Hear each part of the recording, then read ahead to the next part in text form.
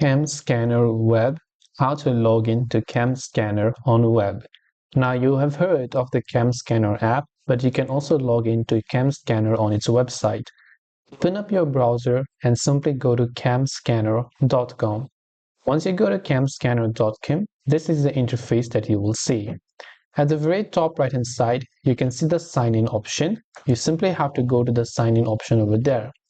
Once you click the sign in option, if you have not yet created an account, go to the option that says create an account.